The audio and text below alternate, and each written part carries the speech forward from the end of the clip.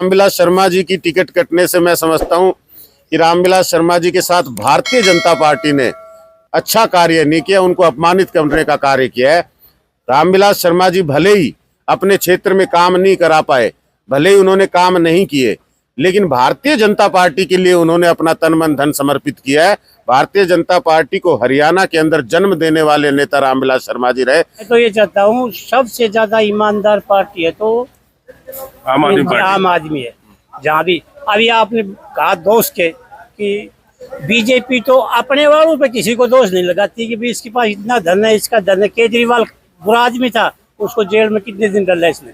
ये बीजेपी सबसे खराब और सबसे, इस मोदी ने तो कांग्रेस का भी और इसका चारा नहीं चलता, नहीं तो इनका भी खजाना जमा कर लेते। देखिए, आज हम देवास गांव में मौजूद हैं और देवास गांव में चुनावी जनसभाएं चल रही है। डॉक्टर मनीष यादव हमारे साथ मौजूद है। पूरा गांव यहाँ पर खड़ा हुआ दिखाई दे रहा है और यहाँ पे काफी जो है तादाद में लोग जो है इनको समर्थन दिया है आज। और एक बड़ी बात है, सर क्या कहना चाहेंगे? यहाँ पे एक बड़ी जनसभा हुई है और रिकॉर्ड पर रिकॉर्ड बनाए जा रहे हैं आप।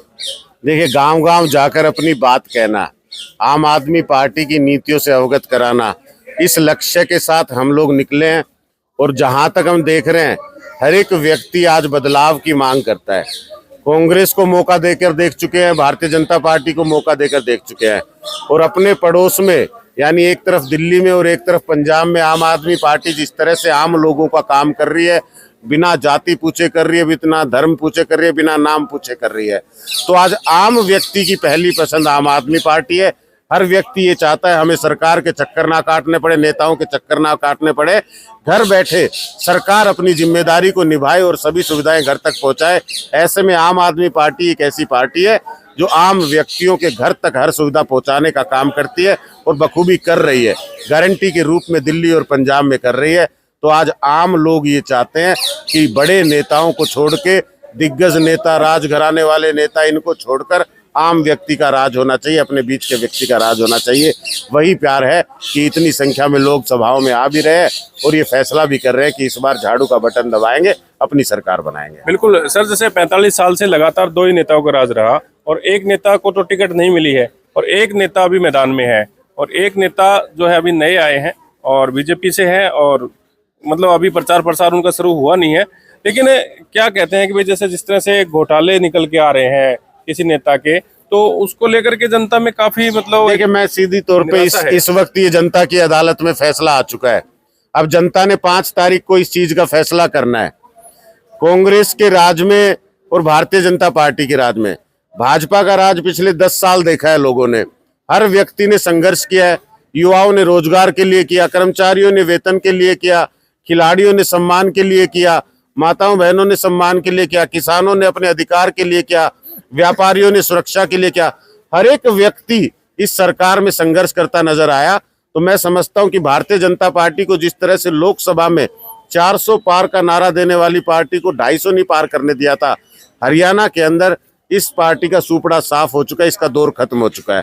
कांग्रेस को अगर देखें तो हम यहाँ से हमारे उम्मीदवार राव दान सिंह जी हैं।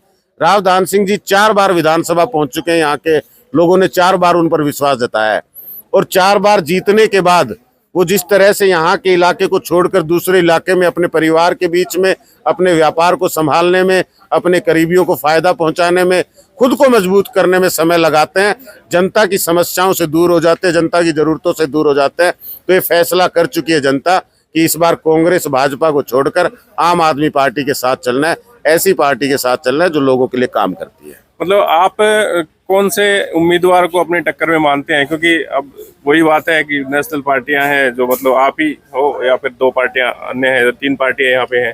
देखिए, टक्कर नहीं, हम अपनी लड़ाई लड़ रहे हैं और लोगों के लिए लड़ाई लड़ रहे हैं। पिछले 2-2.5 साल से जो हम संघर्ष कर रहे हैं, लोगों की समस्याओं को देख रहे हैं, तो हमें पता है कि आम लोगों की क्या समस्या है और क्या होना चाहिए। और ऐसे में आम आदमी पार्टी एक ऐसी पार्टी है जो हर समस्या का हल जानती है, हर समस्या का हल कर सकती है।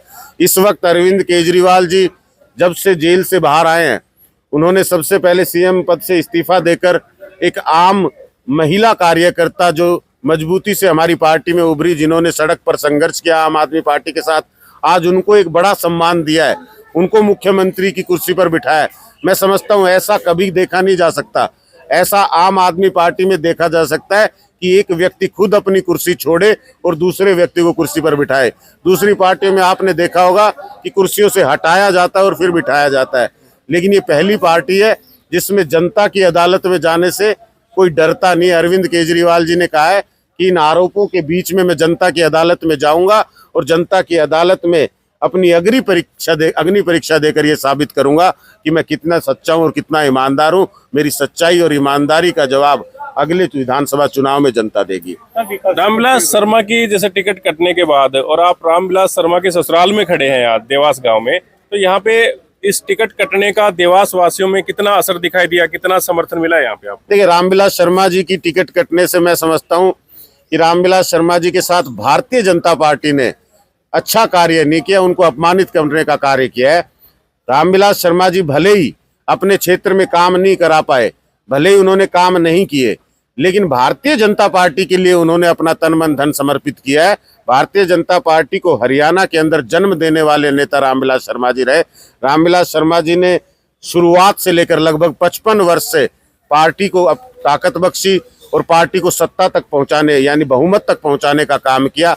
और उसके बाद अगर आज इस तरह से अपमानित करके, मैं कहता हूं टिकट देना ना देना ये हर पार्टी का फैसला है। जिताऊ कैंडिडेट को टिकट देना है, आपको सर्विस के आधार पर टिकट देना है, ये पार्टियों का फैसला होता है।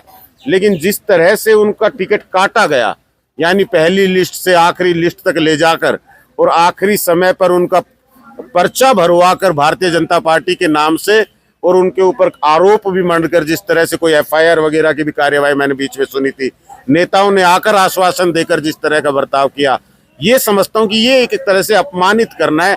जिस तरह 2014 के अंदर आडवाणी जी को, जिन्होंने संघर्ष करके केंद्र के अंदर भारतीय जनता पार्टी को किसी पैमाने पर लाकर खड़ा किया, किसी प्लेटफॉर्म पर लाकर खड़ा किया, उनको नजरअंदाज करके और एकदम से नरेंद्र मोदी जी आ जाते हैं और उनके अधिकार क्षेत्र को पूरी तरह से खत्म करते हैं। यहाँ भी मनोहर लाल खट्टर जी ने एकाएक रामविलास शर्मा जी के कार्यकाल की मेहनत को नजरअंदाज करके और उनको बिल्कुल खत्म करने का काम किया है। इस वक्त टिकट काटकर और इस बेरहमी से टिकट काटकर अपमानित करने का काम किया है। तो मैं समझता हूं कि कोई बहुत अच्छा काम भारतीय जनता पार्टी ने नहीं किया। ये अपने नेताओं को नहीं बख्शती, दूसरे नेताओं को क्या बख्शेगी? विपक्ष के साथ, देश के लोगों के साथ, अपने नेताओं के साथ केवल और केवल तानाशाही रूप अपनाती है भारतीय जनता पार्टी। यहाँ पे कितना समर्थन मिला है आपको इस गाँव में? पूरा समर्थन देखने को मिल रहा है। खूब समर्थन है। हाँ जी, यहाँ पूरा समर्थन है। देवास से हूँ मैं और मेन जगह पर हूँ। मतलब रामविलास की टिकट करने के बाद समर्थन दिया है पहले से ही? समर्थन तो मेरे पास रोजाना आता है, ये मेरा घर है, यही आते रहते हैं, मेरे पास रोज मिलते हैं, मुझे कोई दिक्कत नहीं। मैं तो ये चाहता हूँ सबसे ज्यादा ईमानदार पार्टी है तो आम आदमी है। जहाँ भी अभी आपने कहा दोस्त के कि बीजेपी तो अपने वालों पे किसी को दोष नहीं लगाती कि भी इसके पास इतना धन है, इसका धन है। केजरीवाल बुरा आदमी था, उसको जेल में कितने दिन डाला इसने। ये बीजेपी सबसे खराब और सबसे, इस मोदी ने तो कांग्रेस का भी और इसका चारा नहीं चलता, नहीं तो इनका भी खजाना जमा कर लेते, इनका भी खाता बंद कर देते, पर चले नहीं। ये हमारे साथ थे, कांग्रेस के साथ थे। मतलब ये सच्चाई ईमानदारी है, ये सच्चाई ईमानदारी। और कांग्रेस और आम आदमी पार्टी की कोई दुश्मनी नहीं है, सब एक है और मिलके चुनाव लड़ रहे हैं। अभी भी मिलकर लड़ना था, अभी भी मिलकर लड़ना था और पहले भी मिलकर लड़ा था। एक सीट लोकसभा में मिलके लड़े थे, एक सीट इनको दी थी, वो जिता करके निकाले वहाँ से। अरे अभी जीतते नहीं थे सर, वो कुछ कमी रह गई थी, वो हार गए थे वो सीट। नहीं, इनकी कुरुक्षेत्र वाली सीट हार गए थे, एक ही सीट मिली थी, वो नहीं जीत पाए थे। मेरे ख्याल में कुछ गड़बड़ होगी। बिल्कुल धन्यवाद जी। और रही बात ये कि बीजेपी तो बहुत ही बेकार और सबसे खराब पार्टी है, उसको कोई वोट देता तो अपने मरे हुए को वोट देता। बिल्कुल। तो देखिए काफी लोग यहाँ पे मौजूद हैं और यहाँ पे आप देख सकते हैं देवास गांव में डॉक्टर मनीष यादव की चुनावी जनसभा थी और यहाँ पे काफी लोग इनको सुनने के लिए आए थे। और डॉक्टर मनीष यादव ने भी बताया कि यहाँ पे किस तरह से बीजेपी में अपने ही नेताओं की टिकट काट दी गई और ये एक बहुत ही बड़ा धोखा जो है अपने ही व्यक्तियों के साथ, अपनी पार्टी के नेताओं के साथ किया जा रहा था। तो सारी बातें डॉक्टर मनीष यादव और यहाँ के कुछ लोग हैं उनसे भी बातचीत करेगी। आप क्या सोचते हैं अपनी राय कमेंट बॉक्स में और इस चैनल को सब्सक्राइब कर लें। आप बने रहिए एमजे हरियाणा लाइव न्यूज़ के साथ। नमस्कार।